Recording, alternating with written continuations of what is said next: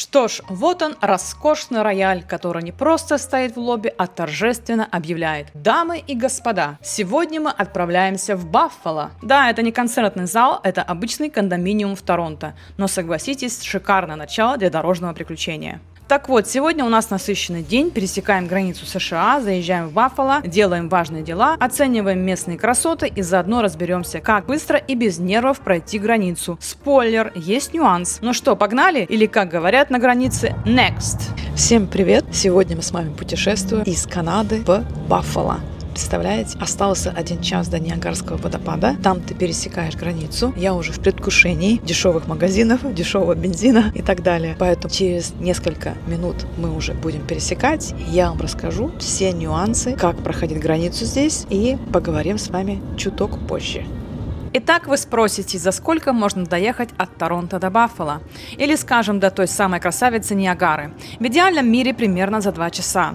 Но это если вы не поддадитесь соблазну остановиться на виноградниках, не залипнете на шикарные виды или не решите на минуточку заглянуть в местный барчик. А дорога, она прекрасная. Но, как всегда, все зависит от трафика и вашей силы воли перед соблазнами по пути. И границу будем пересекать по канадскому паспорту. Вот так он выглядит.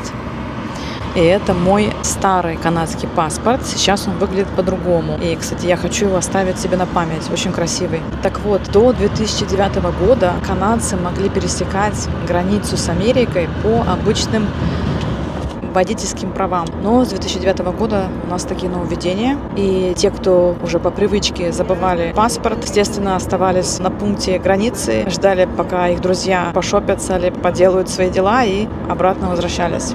Были такие случаи. И канадцам для прохождения границы в Америку, естественно, виза не нужна. Просто показывайте паспорт. Но недавно ввели, что виза нужна в Великобританию. Это впервые. Такие нововведения.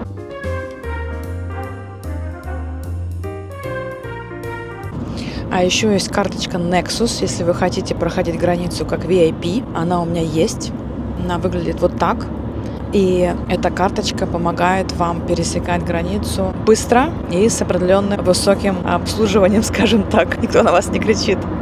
А вот и знаменитая шоколадка Hershey. Ну, согласитесь, выглядит так, как будто готова прыгнуть нам в машину.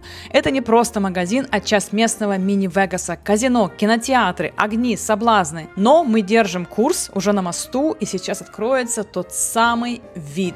Если вы были на Ниагаре, вы понимаете мой восторг. Если нет, готовьтесь к чуду. Это действительно очень красиво. Ты просто не перестаешь наблюдать за этой красотой природы.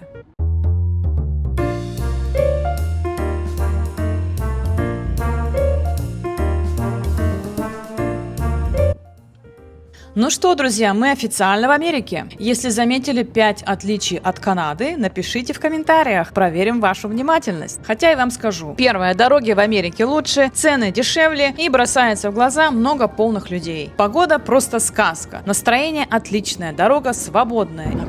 Ну что, мы прошли границу. Добро пожаловать в Америку. Скажу вкратце, что спрашивают. Задают обычные вопросы. Какая цель поездки? Насколько едете? Когда вы обратно? Возможно, задают вопросы, когда были в последний раз в Америке. То есть достаточно все быстро. Сидишь в машине, из машины выходить не нужно. Там уже стоят сканеры, которые сканируют вашу машину автоматически. Раньше было так, что они подходили и проверяли ваш багажник. И отдаешь свой паспорт, задают вопросы. Ты должен сам отвечать. Даже если он не слышит, а не водитель, который сидит впереди, возле их пункта. То есть быть к этому готова. Что еще? В принципе, все.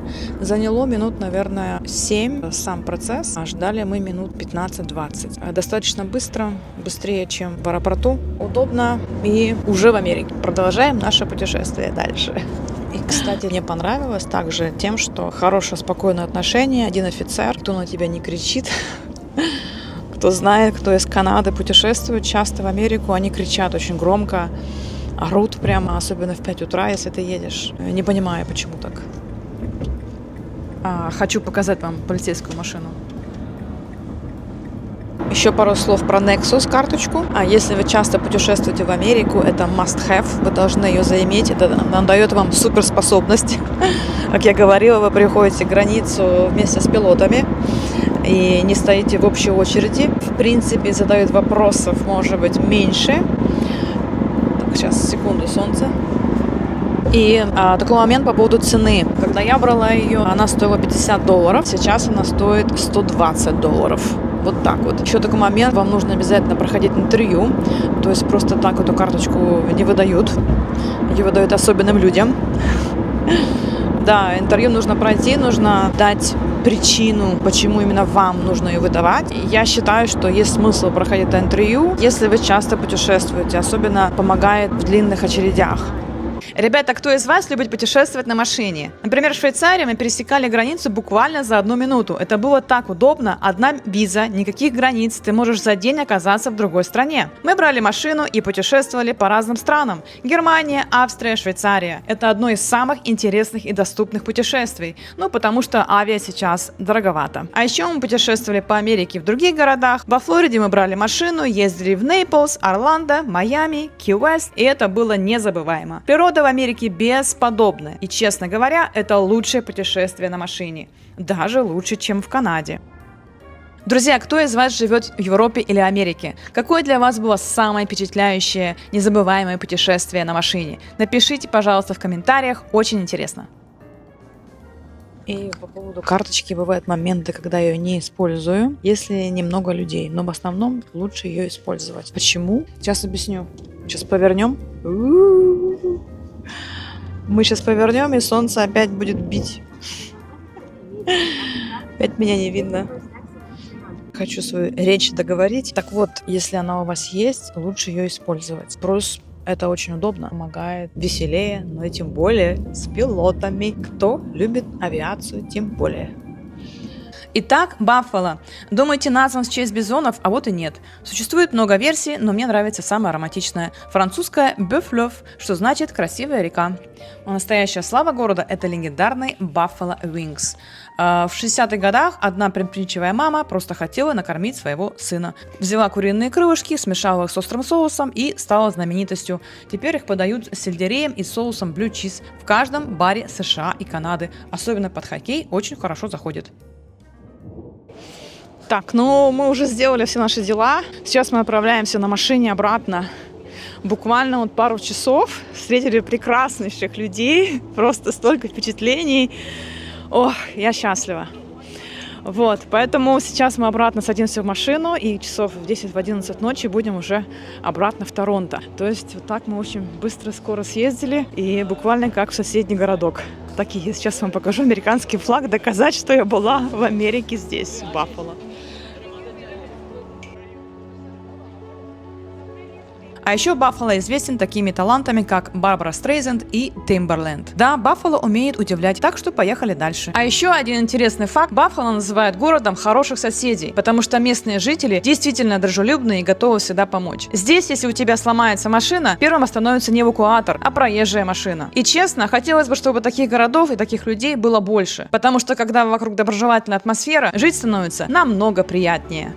Ребята, если что, тут шутка. Видите канадский, американский флаг? Канадский чуть приспущен. Ну, это просто курс валют такой.